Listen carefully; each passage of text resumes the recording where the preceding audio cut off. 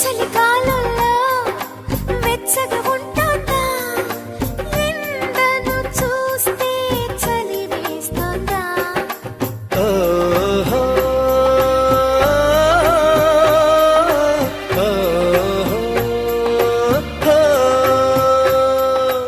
ఎదురుగా నువ్వున్నా విరహం పుడుతోంది, ఏ నిజమైన కలగా ఉంది.